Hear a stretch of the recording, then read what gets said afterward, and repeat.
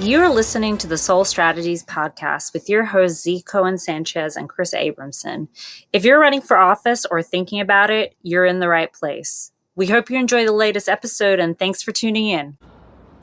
Hi, Facebook, and later Instagram, and later our podcast. Z here with SoleStrategies. Chris, favorite call time manager. And as usual, we're just going to wait a couple of minutes just to get some folks rolling in.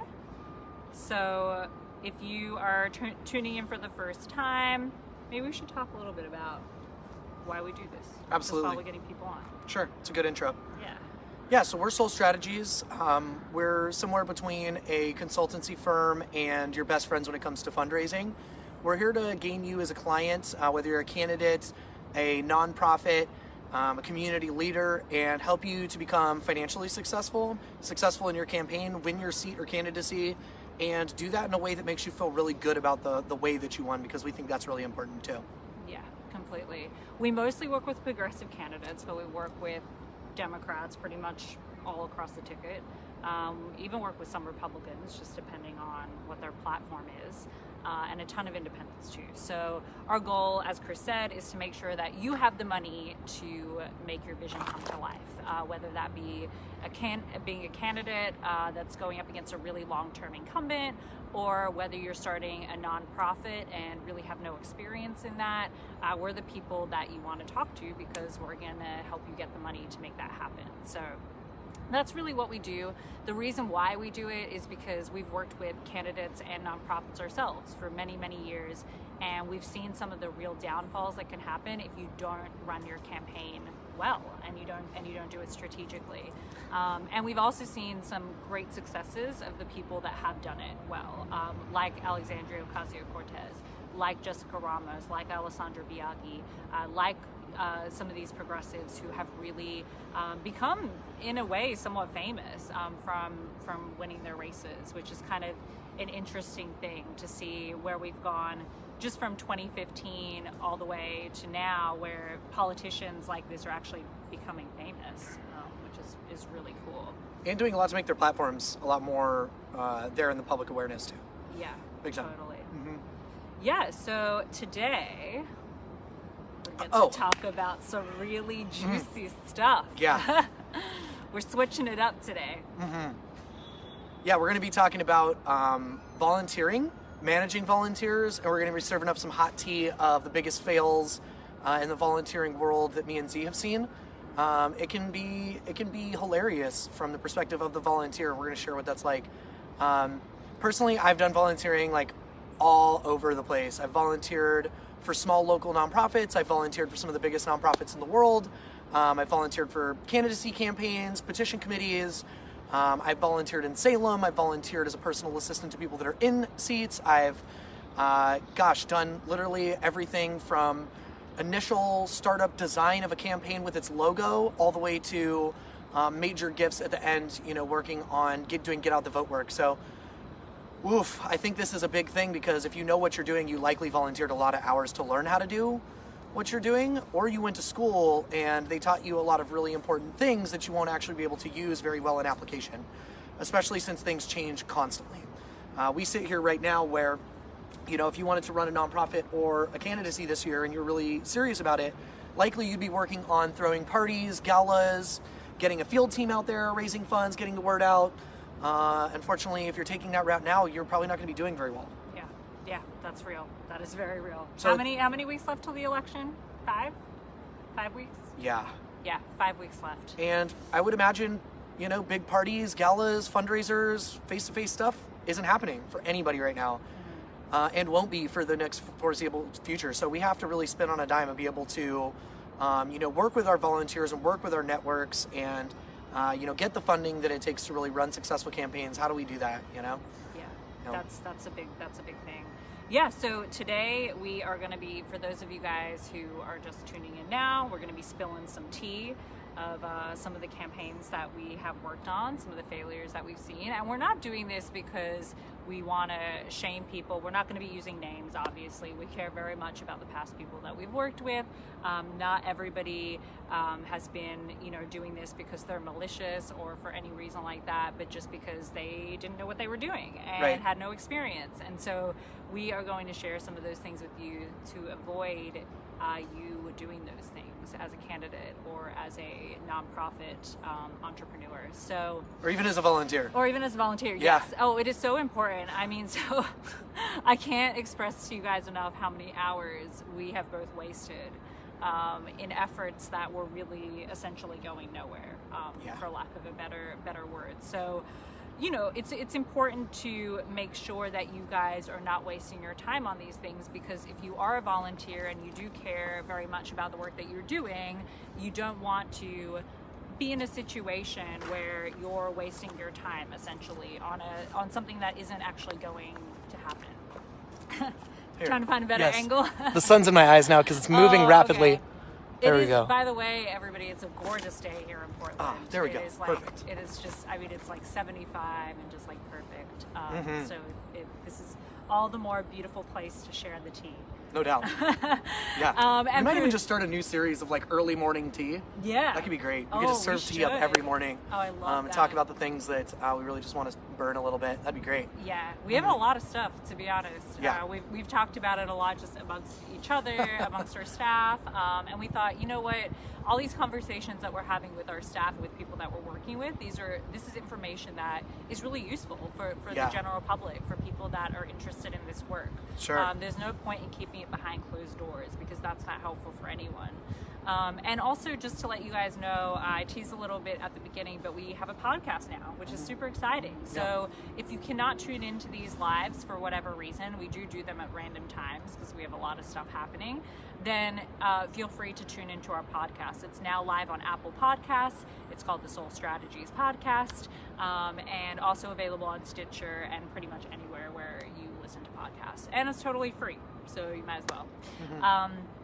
Also, if you are just tuning in now, please let us know if you have questions, who you are, where you're from. We love these to be interactive. We do answer as many questions as we can, and we get questions sent to our inbox, and so we try and answer those too while we're on the live. So yeah, just let us know who you are, where you're tuning in from, and we will start diving into the tea. Let's do it. So first of all, why is volunteering? What is volunteer? Volunteering is what does a volunteer look like? This is somebody who comes to your campaign, your nonprofit, your community leadership, whatever project that you're working on, and says, I want to help. I'm not really interested in being paid. I just kind of want to give back to the community and do something great. That is the most beautiful thing that exists. Volunteers literally are the backbone of what make most of the world go round as far as do-goodery in general. And I think, we have to really look at these fails that we're about to talk about in a way where, unfortunately, one of the most powerful resources that a campaign or anybody out there doing good could have, which is idealism and hopefulness, got a little bit trampled on. And that's why it's so important to talk about these failures, because we should never be doing that. And if we can really learn how to turn that kind of poison into medicine, we can build the kind of volunteer forces and support that we need to push through the good idea, to make the nonprofit successful, to get the candidacy seat, to change the issue that you're working on. So yeah, that's what a volunteer is. Volunteer management, this is your petition committee directorship. This is your volunteer director seat. This is, you on your third day being told that you're going to have to manage other volunteers. That happens sometimes. Volunteer management can happen anytime, and it's just a matter of, what are you telling people and how does that play out? So into the hot tea, one of the coolest things that I've ever seen is when I see volunteers feel really like that what they're doing is very important. Whether they're stuffing a piece of paper into an envelope for a mailer and sending that mailer out, they need to know that this is saving the world, that this is so vital to, the cause that they're working on. And just to start talking about some ways where I don't think that, went very well. So I used to work in this campaign a while back, and I was pretty young.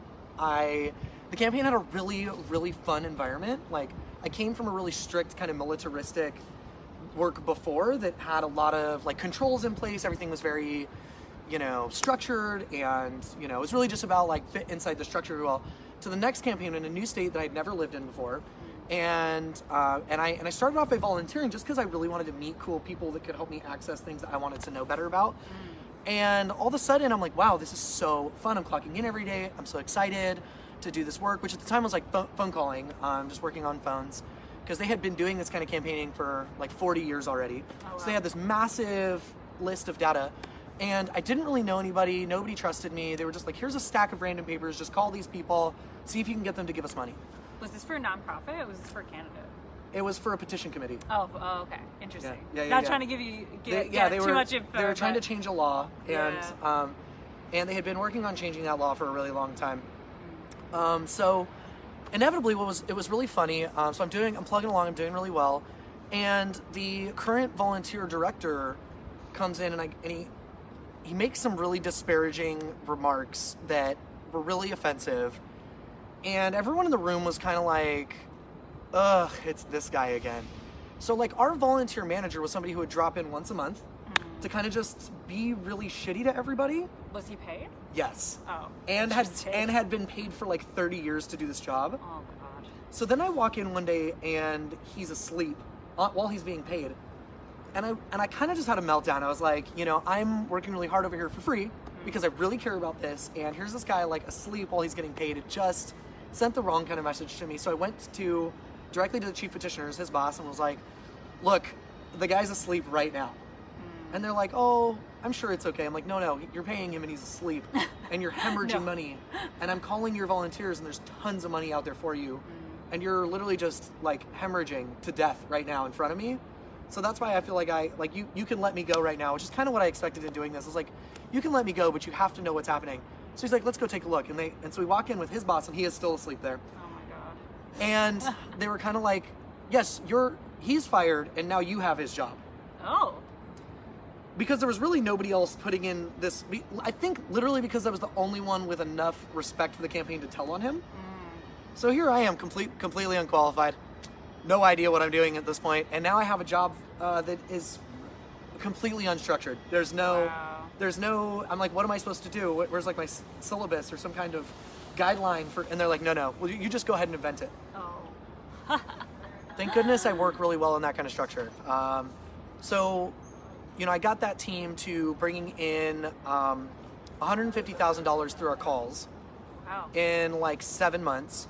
I had a major gifts program with a few different $10,000 and above donors that were really serious about the campaign and wanted it to win. We were up against a corporately funded campaign that had essentially an unlimited amount of money through PACs, super PACs and national PACs. They had, just basically those national PACs that said like, as much money as it takes to win, we will beat the opponent. And we were sitting in the opponent's seat with mostly ground activism, grassroots donations. And I'm sitting there, and and it took me about 1.5 years to get the campaign back on the right track where it was profitable and able to compete against a corporate funded campaign like that. But about halfway in, the chief petitioner and the people that were in control of the campaign kind of said, look, like, we've run out of money. Which, my answer was like, I knew that. You ran out of money like 7 years ago. Okay. And yet you've been drowning which is why I started the job. Yeah. So I'm aware that you've run out of money. Like, what do we do? And they said, well, we're just going to kind of postpone everybody's paychecks. Oh. So, and this is while we're bringing in lots of money. That's not good. We were, as a fundraising team, in the green. Like, we were net positive. Do they just have too many, staff? What was going on? They were using that money to do other things. Oh, that weren't related. Totally. Advertising space, all sorts of other things that were important to them, but definitely not important to their volunteers, not important to their base, and didn't help them win in the end. Right. And so, then I said, well, unfortunately, I can't accept not a paycheck to do this work. I just have a family to feed and things, so I hope you understand, with all due respect, that I would have to go find a job somewhere else. Especially being so talented and capable. I've worked with, some of the biggest nonprofits in the country at the time. I'd been, flying between 7 different states in the country in my job before that, right? So, I left, and then the entire campaign tanked. Pretty much everyone, I was the glue that held it together because of the 80 hours a week that I put in for a meager salary, and when I left, it completely fell apart. And of course, the corporate funded campaign came in, and just slam dunked on everybody. Yeah, absolutely, just slam dunked. Like, and they were like, and it got to the point where they were like, you should endorse us. Oh my God. And they did, because that's embarrassing when you get to that point. You don't want to be there. Yeah. You don't want to get the endorsement question. Yeah, and they did endorse them because inevitably they dunked on them, and it just sucked. I think all of that could have been avoided if that group back in the day held the same vibrancy that they did with their volunteers throughout the late 70s and mid 80s. This is a group that had been campaigning for a long time and had a fantastic a phenomenal volunteer network. I've never seen anything like it. They over and over alienated their volunteership, basically by a lack of oversight and management. Yeah. They had paid people who had no accountability and oversight themselves, who didn't understand the messaging, who weren't even related to the issue that was at hand, and it inevitably became just such a cluster that you had literally thousands of people, like the dream volunteer scenario of people walk out angry and potentially alienated from politics forever because they were kind of just like, this is rough and hard and I don't like it. That's real. People can walk away forever. And that's a really tragic thing. So I'm just gonna move out of the sun a little bit here. I think if we keep moving, we'll just keep moving this way. Okay. This is a mobile. So much better. This is our mobile podcast / live stream. So you'll be catching us as we just cruise on down the road. Right. Maybe we'll find some people to interview down the road. Right. We just get to the end. It's just some random. Hey, how do you feel? Right. Awesome. Well, so let's talk a little bit about that, about people that leave forever because of these things. I have an experience that I went through. I don't want to say when because that might give it away, but let's just say that this campaign was a major campaign. So had a lot of funding. Funding really wasn't the problem, but had so the way that they set up their volunteer program with this funding, they decided to not put a lot of money into their volunteer program. Instead, they decided to put all their money into advertising, very similar to what happened to you. Yeah. Put all their money into advertising, sort of just hired, folks that didn't really know what they were doing, quote unquote, saying that, they were passionate about the cause. And what ended up happening was I went to this place from out of state because I was very passionate about doing it, and had a relationship with this specific person, and brought a whole bunch of people with me. A whole bunch of folks were really, really excited. Got to the office. We'd been driving for a long time. I don't want to say how long because that might also give it away, but a long time, days. And we finally got there, and the field director was in the utility closet and hanging out in there. And I was really confused, right? When I got there, I was wandering around. I was like, because this is a major campaign. I was like, oh, well, they have offices all over the place. I mean, there has to be, somebody here that can help us. We're here. And I literally was like, all right, well, the type of person I am, I'm like, if I don't find somebody, I'm just gonna make it happen myself. And I have all these people waiting outside ready to canvass. And not just my people, but other people for the campaign, that had just turned up and were confused as well. And so I was like, well, you know what? I've been a field director for, a long time, and I can figure this out. All I need are lists, right? And so I'm looking around, I'm trying to find the list, finally find somebody. They're like, oh yes, the lists are right here. Get the list together, get everybody's packets together, getting them ready for canvassing. And I'm looking for the materials for them to hand out. And I go into the utility closet, and this girl is just in there on her laptop. I'm like, oh, hey, wow. How's it going? Oh, and then introduced herself. Oh, yeah, my name, is so-and-so. I'm the field director of this campaign. And I'm like, that you have 20 volunteers out there, right? Just waiting. And she's like, oh, yeah, I know. But I just have stuff I've got to do. We got to get these Facebook advertisements out. Uh-huh. And I was like, well, of course, I was not actually a consultant on the campaign, so I didn't want to give my professional advice. But looking back on it now, I wish that I had been like, well, it's a really good idea if maybe we put that on the back burner and actually deal with the people that are here because they really care about the cause. Yeah. And it's just, that's the sad thing, is that we see this happen a lot where people are super excited, they're there, they're willing to work, and then there's either one, no work to do because the campaign's not organized, or two, people are there to do it and they're just not doing it, right? And Sure. so, they're investing their time in other things, I should say. Not that they're being lazy, but they're just not investing their time in what they should be investing in. Right. And so, all in this to say is your volunteers are the most important part of your operation. Mm-hmm. I mean, fundraising is first. That will always be first. And the only reason why fundraising is first is because all the other things don't happen unless you have that net, right? You're not opening a business with $2. You need some money behind you. But once you do have that initial money behind you, putting that investment not just into the program itself, but into the right people to run your program. Who are you hiring and why are you hiring them, right? Like, these are questions that I think campaigns don't think about that often because they are so busy trying to figure out all the other things. And mostly that looks like fundraising. They're worried about fundraising. The thing I gotta say too, it's like, even if you think having a badass, super awesome, great volunteer staff doesn't cost some money, it still does. Oh yeah. Absolutely. It costs money. Like, Yeah. you can't pay these people taxable income because then they would be an employee, or at least an independent contractor. We can go over whether that's ethically okay or not. But fact of the matter is, you know, one of the most important, like, to give a good example of something, Kevin Matthews, who ran a petition committee in Colorado that was really successful. They actually won their initiative and did it with 100% volunteer staff, pretty much, which is almost unheard of. It's one of the rare times I've ever heard that. We're gonna go mobile again. Yeah, sorry. And then, he did this because he had this like fantastic, like, kind of get together thing where, like, every week everyone would go out to eat and they would spend pretty much all night like eating and drinking and having fun, talking, bonding. Kind of felt like a family, I bet. So they did that by like building this culture and, you know, yeah, taking your volunteer 50, 600 volunteers out for dinner every weekend, or, you know, regularly, or lunch, you know, and making sure that they have the things that they need. Still totally costs money. Your Yes. campaign has to be financially successful to be able to manage that. Oh yeah. Paying a volunteer Jesus. coordinator who knows what they're doing to make sure that your volunteer staff has high retention and isn't just walking in and the door and out of the door again, and that you're not like just cycling people who hate you. Mm-hmm. I mean, how often have we seen a campaign do that? Oh my God. Yes. That brings me to another story, actually, Nice. of recycling people that hate you. Yeah. So I was actually working on a campaign. Again, I won't say who it is and where and when, but this campaign had decided that they weren't going to get fundraising training. So they were going to make this all happen. And by the way, it was a really big race with a really entrenched incumbent.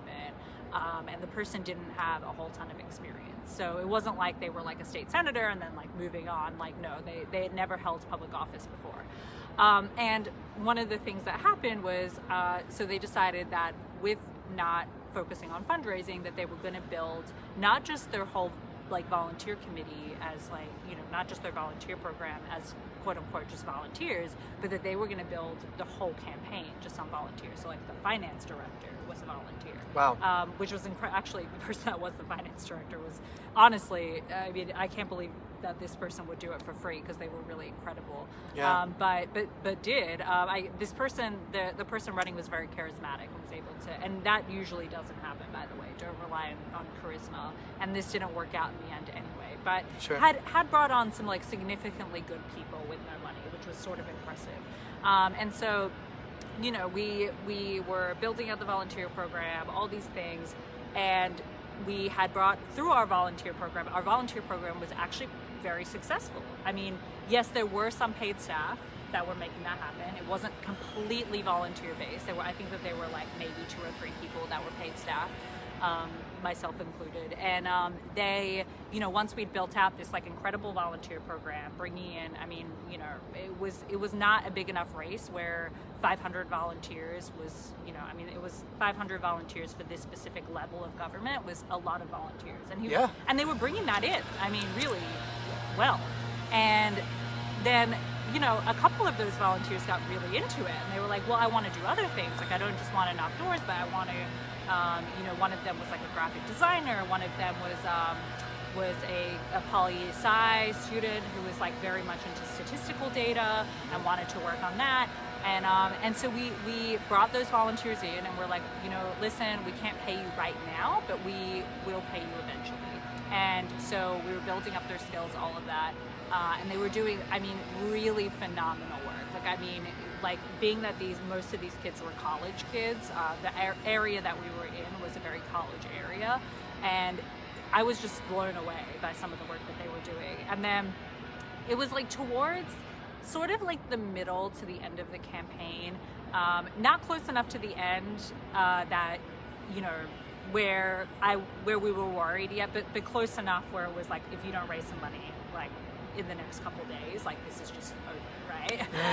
And the pressure's on. Yeah, the pressure was on. And the candidate brought these quote unquote, I wouldn't call them, they weren't paid staff, but they were, I guess like you could call them super volunteers, right? That were doing these things, these graphic design and all these other things. I brought them into a room and was like, you know what? I need to take control back of my campaign, and you guys are all fired. And I just sat there. Wait, you can't actually like fire volunteers. I didn't think you could either. You had I didn't think you could. It's just wrong. It's just wrong. But like you have failed them. But no, I have failed you, and you can no longer volunteer. Is the only appropriate. Just saying. I just didn't know how to respond. I just I sat there. I was like sweating, because remember, I'm a paid staffer in this situation. And I've like built relationships with these people, and the reason why that they were there in the first place doing this work is because, you know, as the field person for this campaign, I had built these relationships with them, and so it wasn't just it was no longer about them just being there for the candidate or there for me, they were there for the cause, and they were truly like in this. And I mean, we would go out to breakfast together and lunch together, and I mean, we were spending, you know, 24/7 together, really. And for the candidate to just come in and say, you know, thank you for all your work, but you are fired, was just, I mean, I was just like drenched with sweat, thinking like, what am I going to tell these people when the candidate leaves? I don't know how to handle this. And, you know, long story short, I ended up walking away from the campaign, you know, not too long after that. And you know, it's kind of demotivating. It was really demotivating. And it wasn't demotivating because of me. I mean, my salary was still getting paid. I mean, the volunteers were still coming out. I mean, things were still happening, but the fact that these people had been let down, and the fact that I knew that these people, young, bright, incredible people, were just not going to participate anymore in anything, really sort of broke my heart. And you know, I lead with my heart a lot, and was, you know, even though I'm very data focused and all these things, I tend to, you know, go with my gut feeling. And if my gut feeling was saying, you know, this is not going anywhere, and in the end it didn't, you know, it was quote unquote what we would, not necessarily a failed campaign, but, you know, not done in the correct way, not a strategic campaign, not something. They failed those people. Yeah, they did. They failed those people. And while the results weren't, I mean, obviously they didn't win, the results weren't as bad as they could have been, it was still a failure for the community, really, because now, you know, and this sort of comes back to burning people, right? So then these people went out and, you know, said things online and told their friends, and were very well connected people in the community. And now this person who lost the race will probably never be able to run again, because now everybody's thinking, well, you know, this person takes advantage of people, this person doesn't care about the people that he brought in. A lot comes with that. When you're a candidate, there's a lot of responsibility. Also, if you're a nonprofit owner, you have a lot of responsibility to the people that are here backing you up. So taking that responsibility seriously, and the way to take that responsibility seriously is to not do it in the first place. Yeah. To not set yourself up where you are relying solely on the backs of volunteers, where you are, you know, taking advantage of people's labor, and you might not be doing it in a way that's conscious, right? It might just be subconscious. And I've seen candidates that are, you know, essentially like socialist, essentially, maybe not like Marxist, but almost leaning up to that, that are taking advantage of people's labor unknowingly, and then like it becomes ironic when the lines are drawn, like, you know. But I've seen it happen. It's so ingrained in our culture of like, you know, just volunteering in general, right? Or like the fact that, you know, just look at our minimum wage structure. It kind of tells you how we feel about labor in the United States. It's not too far from volunteering, right? It's true. It's very close. Especially if you're in places where, you know, it's like $7.25 an hour or something.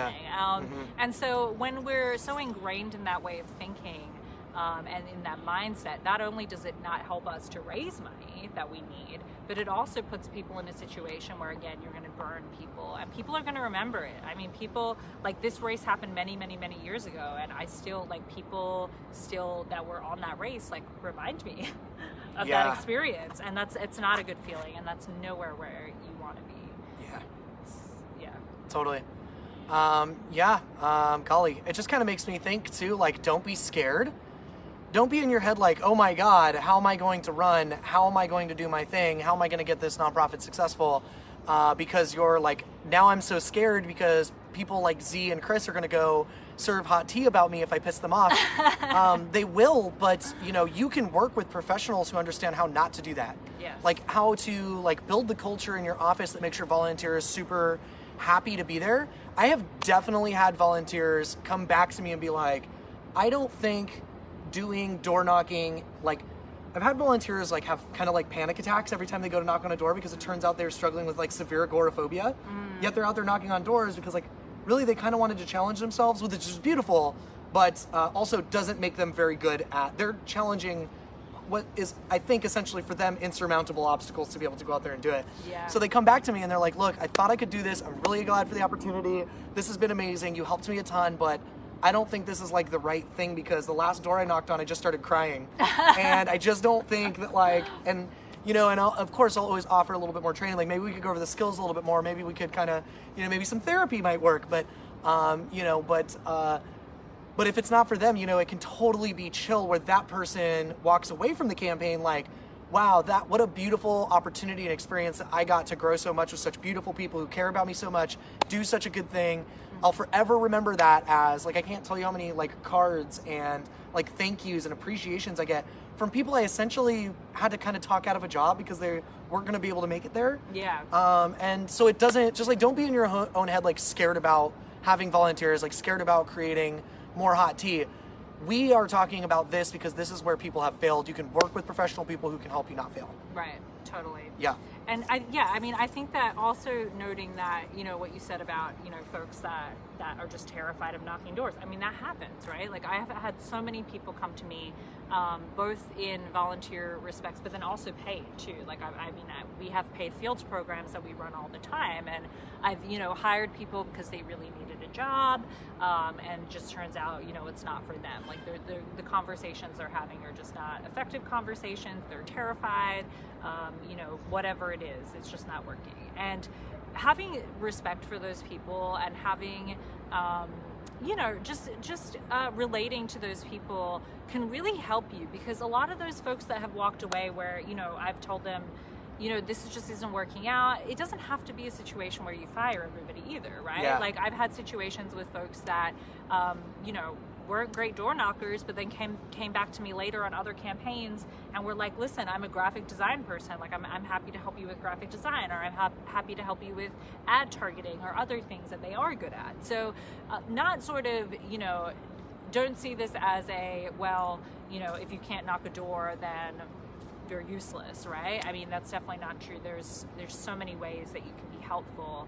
But again, if you're in a toxic environment, and we just know this, right, from work, right? I mean, you don't need to have worked on a campaign to know what a toxic environment feels like, right? Like there's just, I mean, you don't want to walk into it. You certainly are not going to get volunteers that way. So the way to avoid going into creating a quote unquote toxic environment for your nonprofit or your campaign is to, as Chris said, do things the right way. And there is a right way to do them. There are many ways to do things, but starting a campaign, there are just certain things that you can't avoid and that you have to do to make things happen effectively.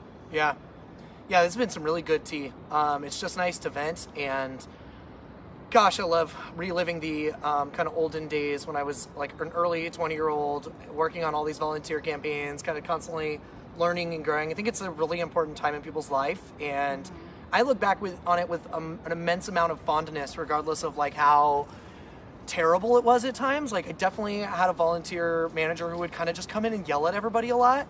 Like he was just a really intense dude, and he just kind of like yelled. And so we were all like from 17 to 20. I think like there was a 22-year-old who was the oldest person in the room. They were like real sage and like had a beard, and we we always went to them for like life advice because they were 22, which was like old, you know?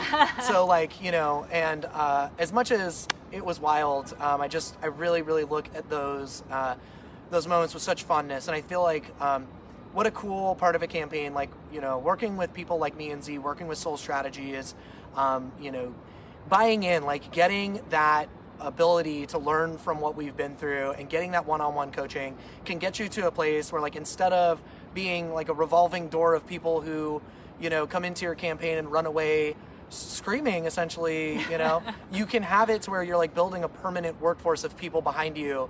Like like one day you may decide you don't want to run for seat, you want to do a nonprofit, or your nonprofit wants to turn into a candidacy. This kind of stuff happens all day long.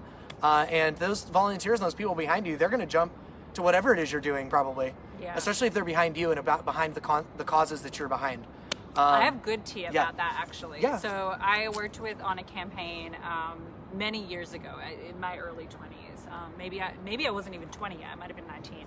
Mm-hmm. And the guy that they had hired for the field position was like a Wall Street guy. I don't think he actually worked on Wall Street, but he worked for some type of hedge fund and never really done anything like this before. And he said, we're going to do confirm calls. This is what he called it. And basically all it was us volunteers sitting in a room. We would call other volunteers, confirm that they'd come to this shift, which was just them confirming other volunteers. Like, no one was actually, so I was really confused about this whole process, but I was like 19. So I was like, okay, whatever. Like, they know more than what I know. I'm here to learn. And it was like for a college internship or whatever. So, but the candidate was really good. Like, I mean, like really, really, really good. Again, I can't say who it is, but they are somebody that's like sort of a prominent figure now. And just a really, really cool person. And I remember I talked with the candidate and I was like, I don't really know what's going on, but I just feel like things could shift, right? Like I don't feel like, also he was like sort of abusive, this guy that was running it, and just like not a good dude. And the candidate listened, and even at that age, I asked him, I was like, what is the problem here? Like, why this guy and not, somebody else? Why not a younger person, whatever? And he was super honest, and he was like, it's just money, right? Like, this person is like a friend of a friend, doing a favor, and money is really the issue. So he, after that conversation, sat down with his campaign manager. They made a plan. He ended up actually that year that he ran, raised more money than any person had ever, and it was all just a mindset thing, right? Like, nobody had actually sat down with him and said, like, I'm not having a good experience here. Like, this doesn't feel good to me. Like, and he was so busy sort of doing all these other things that he really stopped and thought, oh, okay, maybe I should shift the way I'm doing things. And so got rid of that person, ended up building one of the most incredible volunteer programs, and he didn't win his race. Unfortunately, he was so close. I mean, it was a matter of like hundreds of votes, and didn't win the race, but continued to run. And since then, was able to get elected and had people, and the only reason that happened was because people like myself and like the other volunteers that were with me in that room that day continued to come back because they saw faith in this guy, right? They were like, this is a person, and that story could have ended very differently. That story could have ended where we were talking about at the beginning of this live. It could have ended up being that, all the volunteers left and he literally got like 3% of the vote, and and everything was over. But it didn't end up that way. And so, he, and since then, has gone on to do some really incredible things. So don't think that, one, if you are in this situation, don't think that it can't be turned around, because it absolutely can. If your volunteers aren't telling you to turn it around, a lot of the time they're scared because they're young. And I remember that day, it took a lot of guts in me to be like, I don't feel real good about this, and like thinking to myself back then, I think it was either my first campaign or one of my first campaigns. So I really did not feel quote unquote qualified, but I had that rush. I was like 19 and I thought I was invincible. So, but that's not going to happen to everybody. And so knowing that, just because somebody is telling you that things are, maybe people are just not telling you anything, that's not necessarily something that's a good thing either. Like, really take a look at your campaign and do some real soul searching. Would you want to work on your campaign for free? That's what you should be asking yourself. If the answer is no, and be honest with yourself.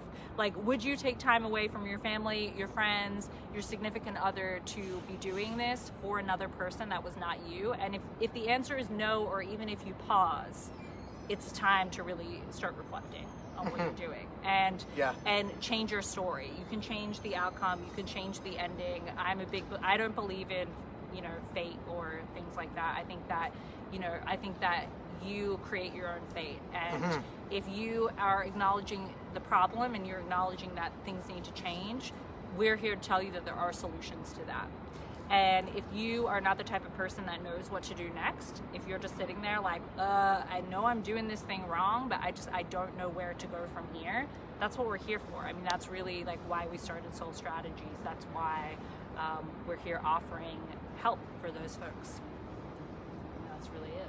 That's right. That's why you should definitely, if you've been joining this podcast, / Facebook Live, / Instagram, wherever else we're going to end up at, go follow that, go hit that follow button on our Facebook, on our Insta. It's all at SoleStrategies or /SoleStrategies, so pretty easy to find. We're now on Apple Podcasts. So Stitcher, you can find it there. And Stitcher, anywhere that you find podcasts, we're on there. We upload our episodes pretty immediately, usually night of. So if you do miss it, that's a great way to just catch up in the car if you don't have time. I listen to like pretty much 3/4 of my news in the car, so feel free to do that. But if you guys can share this too, it's really important getting this information out there. We talk a lot about 2022 and the possibilities for 2022 and 2021. There are plenty of mayoral races happening next year in cities all across America. And we talk about that because we want you guys to get started early, because a lot of these things can be avoided if you have time on your side. We can't create more time. We can create more money for you. We can't create time for you. That's really what it comes down to. I wish we could. We'd charge a lot more if we could, but we can't. So we want to get you guys in. We want to help you guys in any way that you can. We do free 15-minute phone calls for this reason, because we don't want anything to be inaccessible to the people that we're trying to serve. That's a really big part of our mission. It's something we truly believe in. We know that candidates are the ones that we like to work with anyway, are mostly working class people. They have jobs, they don't have a lot of disposable income, and so we base our pricing off of that. And we offer payment plans, we offer all types of things. But the free 15-minute phone call can really sort of dive into what is going on in your case, and can we help you? Because we can't work with everybody. It's not always the right fit, but many times it is the right fit. And so call us, let us know what we can do to help you out. Or send an email at info@SoleStrategies. Yep, send us an email. We have incredible people that hang out on our Instagram, on our Twitter, on our Facebook, that are there to answer your questions, people that work on our social media team. And so if you need an immediate response to something, if you're looking up a race that you're potentially looking to run in, something like that, and you're just really confused, you need more help, that's a really great place to go. It's an absolutely free resource, so I encourage it. Yeah, it's been great. This has been a good early morning tea ceremony with everybody, and feeling good about that. We should probably make this a regular thing where we just dish out tea. I love that. I love it. Yeah. And I could talk about it forever. Yeah, and so next time we're going to be going live is Wednesday, time TBD. But we will be going live Wednesday, and hopefully we will have a special guest on. Oh, cool. So that's exciting. I'm excited to hear about it. Yeah. I know I haven't told you about it, but yeah. So again, guys, thank you guys so much, and we will catch you on the flip side.